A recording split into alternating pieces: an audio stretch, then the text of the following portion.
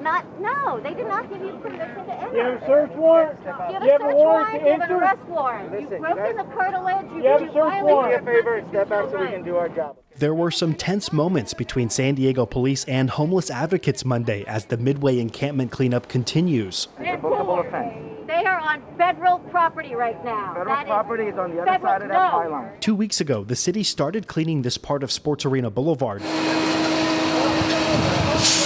But people were not told to leave. That's changing, and local advocates don't agree. But violating the Constitution is decidedly not your job.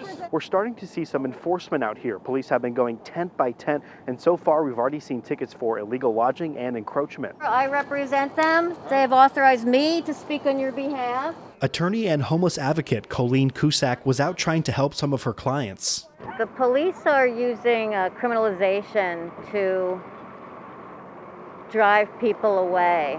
She says the city is escalating enforcement to scatter unsheltered residents, making it harder for them to be found in next week's homeless point-in-time count. The data from that gives a regional view of the number of people living on the streets here. And all so that, on February 24th, when they come around to do the point-in-time count and the mayor has chased everybody off the street, he's going to, pat himself on the back?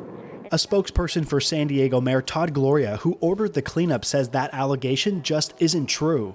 This is just normal procedure, and the only change is that we paused shelter intakes during the Omicron surge because we had so many positives in our shelters. And now that we're done with that, we're of course opening our shelters again, and we're trying to encourage people via outreach and progressive enforcement.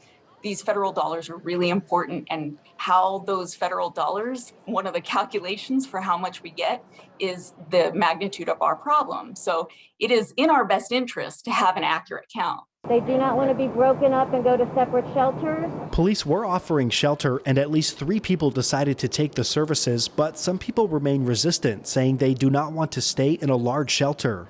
He cannot do congregate shelter because of his disabilities. COVID has made it very unsafe for people to stay in congregate care, and so a lot of people want single-room shelters to stay safe.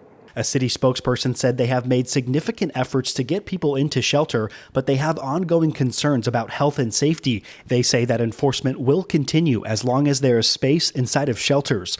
Matt Hoffman, KPBS News.